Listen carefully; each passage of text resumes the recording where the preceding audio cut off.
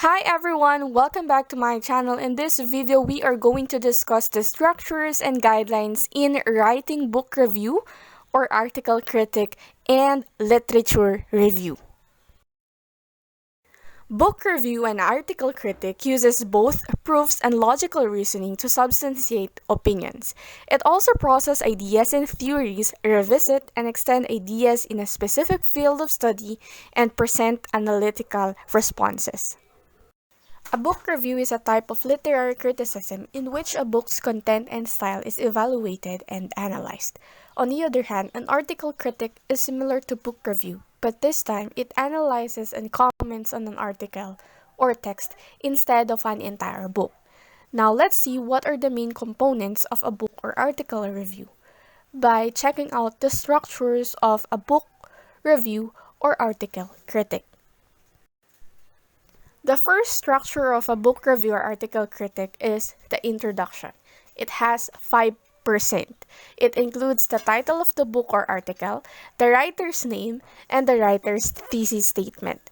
A thesis statement is a sentence that sums up the central point of your paper or essay, and everything else you write should relate to this key idea. The second structure of a book review or article critic is the summary. It has 10%.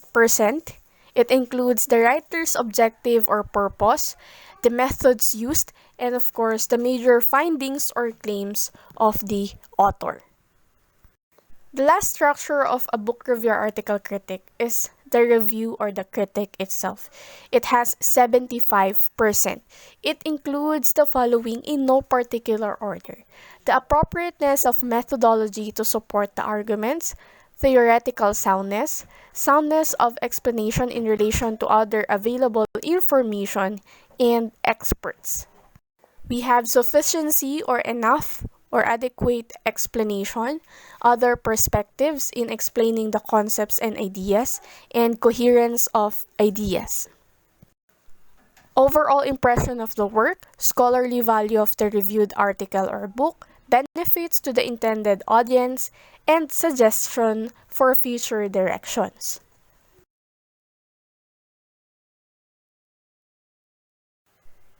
We are done already with the structures of a book review and article critic. Now let's proceed to the guidelines in writing a book review or article critic.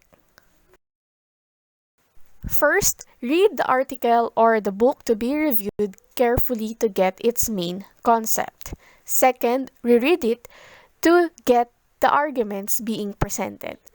Third, relate the content of the article or book to what you already know about the topic. Fourth, focus on discussing how the book treats the topic and not the topic itself. Fifth, situate your review. Sixth, examine whether the findings are adequately supported or not. Seventh, analyze the type of analysis the writer used. Eighth, suggest some ways on how the writer can improve his or her reasoning or explanation. Ninth, discuss how the same topic is explained from another perspective. 10th, point out other conclusions or interpretations that the writer missed out. 11th, examine the connections between ideas and how they affect the conclusions and findings. 12th, show your reaction to the writer's ideas and present an explanation. When preparing a major research paper, you will be exposed to a wealth of information from various scholarly sources. And if you're not equipped with the necessary skills and knowledge in processing the information, a struggle in selecting, reviewing, and consolidating the references will ensue.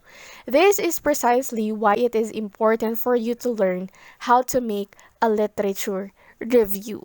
Now, class, although a lot of information is being offered, you shouldn't be overwhelmed. Instead, you need to be a critical reader in order for you to learn how to segregate data right from the essential information up to the backup evidences. Now we have the second part of our discussion. We're done already with the guidelines and structures of a book review and article critic. Now let's move with another lesson, which is the guidelines and structures in writing a literature review. Literature review is a type of academic writing that provides an overview of specific topics. Since it is being mentioned that it is a type or an example of academic writing, it requires formal style of writing. At the same time, it surveys scholarly works such as academic books but not textbooks, computerized databases, conference proceedings, dissertation or thesis, empirical studies, government reports, historical records, journal articles, monographs, and statistical handbooks.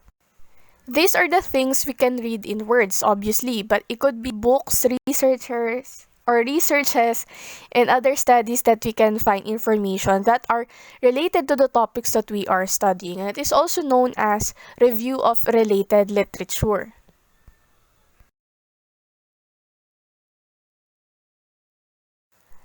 Now, let us differentiate annotated bibliography to literature review and to book review. When we say annotated bibliography, it summarizes the reference or the in-text citation that you've mentioned within your literature review and explains how important they are in addressing the research questions. In the middle, we have literature review. It reviews a significant number of scholarly work to identify what is known and not known about a topic. Last but not the least, we have the book review. It simply evaluates a book or assess a book. That's it. Writing a literature review involves research, critical appraisal, and of course, writing. And everything included, a student may take 40 hours to finish a well-written literature review. We already defined what is a literature review. Now let's proceed to the structures of a literature review. It is composed of the introduction, body, and conclusion. Here are the structure of a literature review. Let's start first by having our introduction. In introduction, it includes the following. Number 1 is the purpose for writing the review. Second is the scope of the review. Third, the criteria used for selecting the literature. And last, organizational pattern of the review. Second part of our literature review is the body itself. It includes the historical background, relevant theories, relationship among the studies, strengths and weaknesses of each paper, and various viewpoints on the topic. The body of your literature review will include an in-depth discussion of academic sources you have chosen to review, and you may choose to organize your sources according to themes, methodology, or even based on a chronological order. Last but not the least, the structure of literature review is conclusion. It restates the main argument or your thesis. It shows main agreements and disagreements in the literature and the overall perspective on the topic. The conclusion should include the summary of the general conclusion. We're done with the structure of literature review. Now let's proceed with the guidelines in writing the literature review itself. Let us begin with the literature research. Here, you need to review the documentation style. Example given, we have the APA, MLA, Chicago that will adapt and be familiar with its format in relation to writing a literature review. APA stands for the American Psychological Association, and we do use the APA citation 7th edition. MLA stands for the Modern Language Association, establishes values for acknowledging sources used in your research paper. And last, we have the Chicago or the Turabian. It is a style generally used by business, history, and fine arts. Next, choose and focus on the topic that you will explain. Next one, determine the kind and number of sources you will be using. Should be enough only. Next, survey the available online databases relevant to your topic. And last, use relevant keywords when searching for scholarly documents on articles. As you collect materials, make sure to access credible sources such as .edu, .gov, Google Scholar, and many more.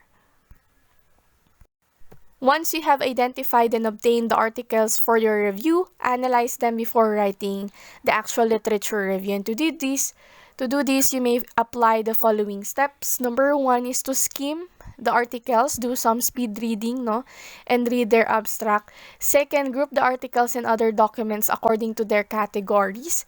Next, take down notes. Next one, summarize the details using a concept map.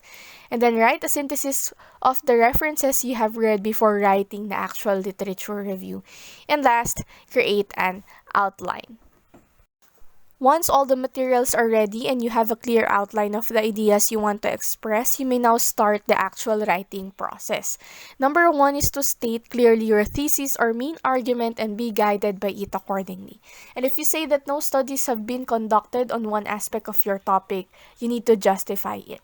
Direct readers to the related literature reviews and never treat a literature review as a series of annotated bibliography, just like what we have mentioned a while ago. No, we differentiate annotated to literature and review, and they have big difference with one another. Next one, use effective transitions or signal words to make your review easier to read and understand. And the body of the literature review can be organized thematically, methodically, or chronologically. It should be in order, no? In logical order. Use direct quotations sparingly or carefully, and then clarify important definitions at the end of your literature review. So that's it. That would be all for today's lesson.